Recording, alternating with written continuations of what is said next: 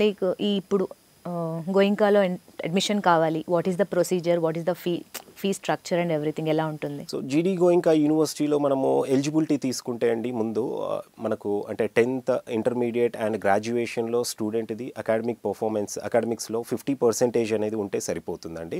And వీటితో పాటు మనము నేషనల్ ఎంట్రన్స్ ఎగ్జామినేషన్స్ ఏవైతే ఉన్నాయో క్యాట్, జాట్ అవ్వచ్చు, అలాగే మ్యాట్, సీమ్యాట్ లాంటి ఎంట్రన్స్ ఎగ్జామినేషన్స్తో పాటు మనము యూనివర్సిటీ కూడా జీడీ Goenka university aptitude test for admission అనేసి మనము గాటా అంటాము, ఎగ్జామినేషన్ అనేది కూడా మనం కండక్ట్ చేస్తామన్నమాట.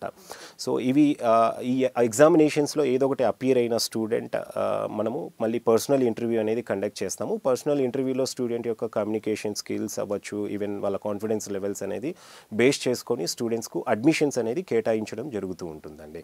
అండ్ ఇది కాకుండా మన దగ్గర అంటే ఈ స్పెషలైజేషన్ ప్రోగ్రామ్స్ మనం యూనివర్సిటీలో ఏదైతే ఆఫర్ చేస్తున్నామో సో డెఫినెట్గా స్టూడెంట్ వచ్చేసరికి వాళ్ళ బ్యాక్గ్రౌండ్ కూడా గ్రాడ్యుయేషన్లో ఉండాలి. చాలామంది అంటే ఇప్పుడు బిజినెస్ అనాలిటిక్స్ అనేది తీసుకుంటే కనుక కొంత అంటే మనకు ఫార్మా రిలేటెడ్ కోర్సెస్ నుండి వచ్చిన వాళ్ళు, అగ్రికల్చర్ రిలేటెడ్ కోర్సెస్ నుండి వచ్చిన వాళ్ళు కూడా ఎక్కువ మంది దానికి కాంపీట్ అవుతూ ఉంటారు.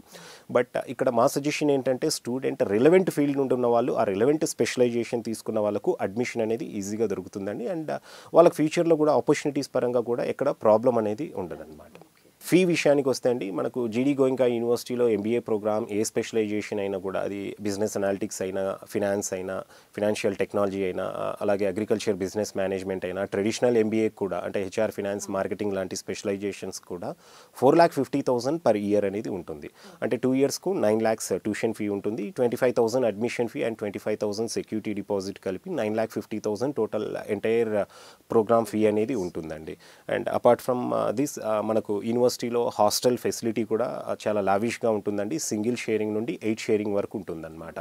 అండ్ క్యాంపస్ కంప్లీట్గా సెంట్రల్ ఏసీ క్యాంపస్ అండి. క్లాస్ రూమ్స్ అవ్వచ్చు, ల్యాబొరేటరీస్ అవ్వచ్చు, మన దగ్గర ఈవెన్ హాస్టల్స్ కూడా ఏసీ హాస్టల్స్ అండి. నాన్ ఏసీ అంటూ ఏమీ ఉండవు. అంటే ఇప్పుడున్న టెక్నాలజీ, ఇప్పుడున్న న్యూ ఏజ్ ఎడ్యుకేషన్కు కావాల్సిన విధంగానే మన క్యాంపస్ ఇన్ఫ్రాస్ట్రక్చర్ అనేది ఉంటుందన్నమాట. స్పోర్ట్స్ కాంప్లెక్స్ ఉంది యూనివర్సిటీలోనే, అంటే half Olympic size swimming pool అవ్వచ్చు, జిమ్ అవ్వచ్చు, స్టూడెంట్కు even basketball, football courts, even cricket ground, ఇట్లా హ్యూజ్ అమ్యూనిటీస్ అనేది యూనివర్సిటీలో మనం ప్రొవైడ్ చేస్తున్నామండి.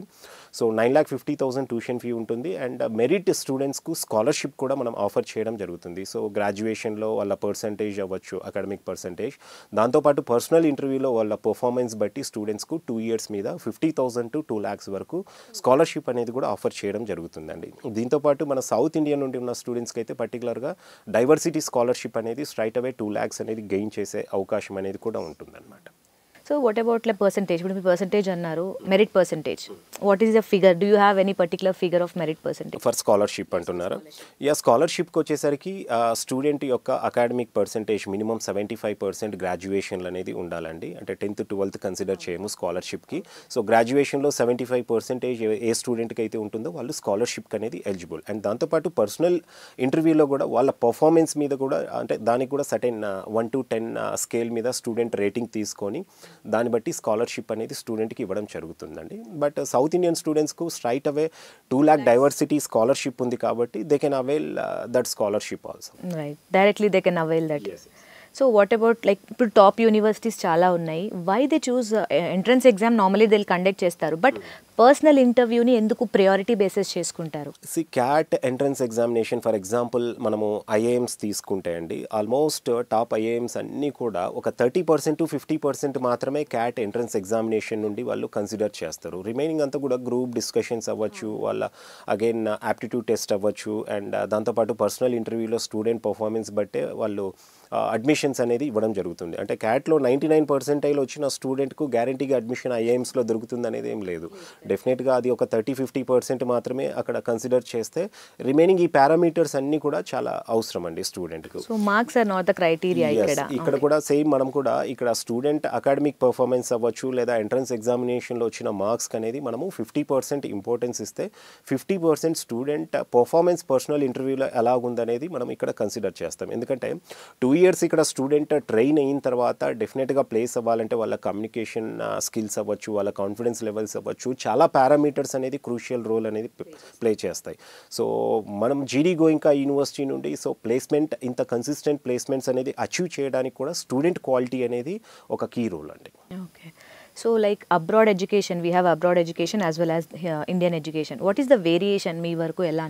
సో చాలామంది అయితే ఈ మధ్య కాలంలో మనం చూస్తే అండి, గ్రాడ్యుయేషన్ కంప్లీట్ అయ్యింది అంటే మాత్రం డెఫినెట్గా US, UK, Canada, Australia, New Zealand లేదా యూరోపియన్ కంట్రీస్కి కూడా వెళ్ళే స్టూడెంట్స్ని మనం ఎక్కువగానే చూస్తూ ఉన్నాం.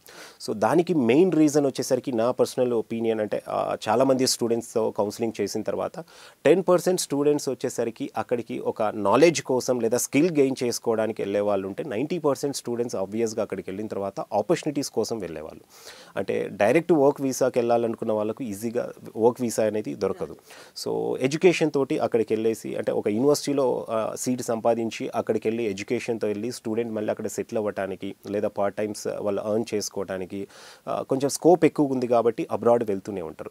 బట్ మేనేజ్మెంట్ స్టూడెంట్స్కి వచ్చేసరికి ఇక్కడ సీన్ రివర్స్ ఉంటుందండి.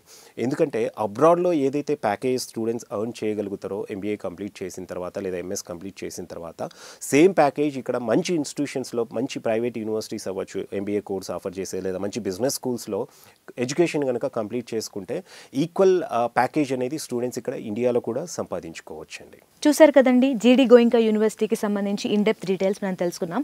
ఇంకా అడ్మిషన్స్ కావాలనుకునే students, because academic year is near by, so వాళ్ళు కింద ఉన్న నెంబర్కి కాంటాక్ట్ చేసి you can go with the admissions.